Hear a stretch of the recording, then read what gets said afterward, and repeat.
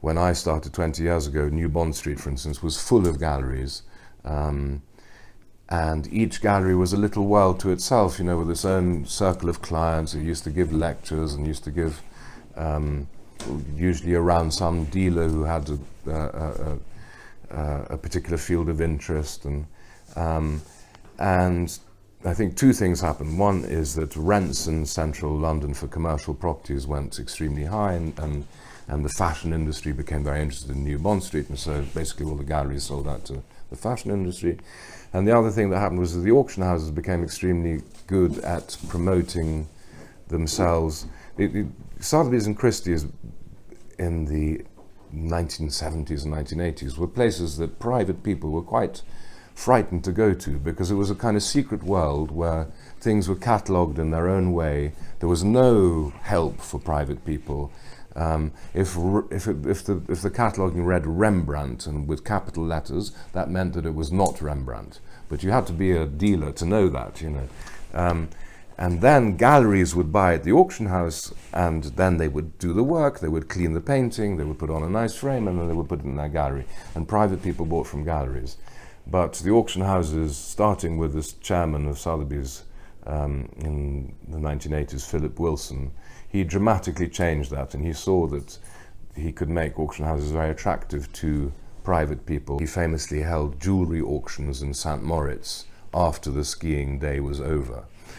And jewels that no dealer could sell for £100, he could suddenly sell for £1,000, because there was one millionaire sitting next to another millionaire, and the wife both wanted the same jewel, and then it became a thing of competition, a bit like the casino that they wouldn't let go.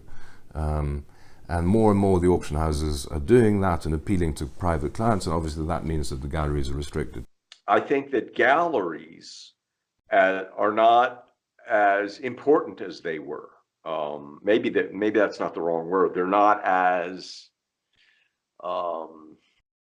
viable as a business model. I think if you're Saatchi or Gagosian or big brand name, you have the galleries and they're your world headquarters, and that's important, where you facilitate everything to them and people can go there, and they're like museums. But if you're just a mid-level or a small-level emerging gallerist, it's very tough to make a living. It can be, people do it because it's fun, because they love what they do, they love the art. Others do it because their husband is an oil magnate and they have nothing to do in their spare time. So it's sort of like I don't mean to sound off color, but it's like the rich housewife thing. It's like something to do socially. I've got a few $1 million, I'm going to open a gallery in London, and I'll have openings there, and my friends will have cocktails, and I'll mix with the elite people and all that. And that, to me, that's not really a serious gallery. It's just a social thing. Unless you can get a gig with one of the majors, it's tough. In New York, I know that a lot of the smaller galleries are being priced out in terms of rent. So these physical galleries are getting bought up and actually becoming corporations by the likes of Gagosian, Byrne, or others. So it's becoming a corporate model, which works according to different business principles. Then, of course, you have the fairs, which are also coming under criticism to a certain extent, because there's so many of them and they're so expensive. What's the name of this? List have a Basel. What's the name? Ярмарка. Да, как-то. Fairs, yes, yeah, our fairs.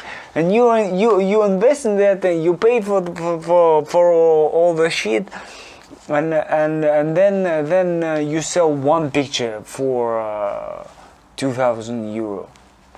And it's not, and you get one. You as a gallery, and you get one, and then it's like, you spend 25,000. Do you think it's worth the money people spend on them?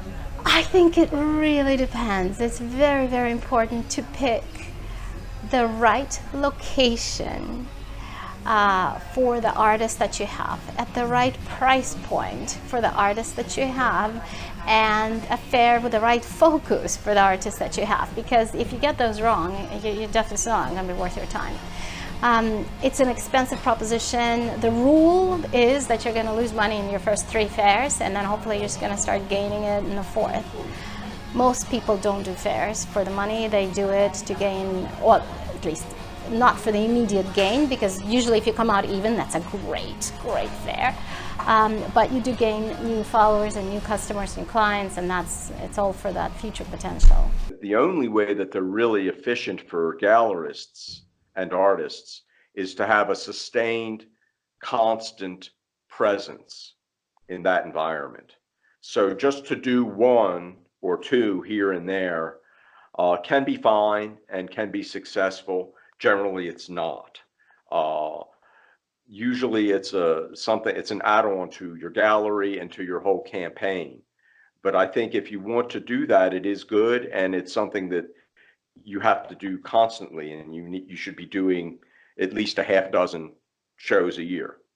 And I think that because of the change in the marketplace, new models have emerged and are emerging. Like gallerists and dealers work out of warehouses, and they work online and virtually and so forth to a much greater extent than they did in the past, with much more success, with much less overhead and problems. And then you have the digital space, and that is where I think a lot of exploration is still left to be done.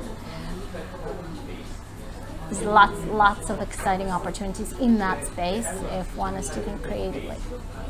Yeah, but then the competition probably is also quite high to be able to earn actually in the digital space. It should be still very competitive because anyone can go online. Anyone can go online, but the question is, and hey, if I had the answers, I'd have done it already, but the question is, how do you make yourself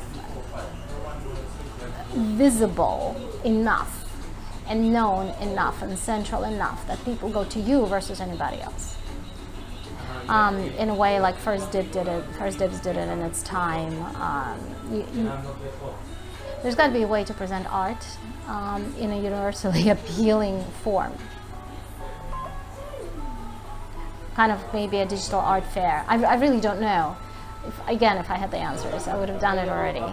But I think we will see some exciting developments in the digital sphere.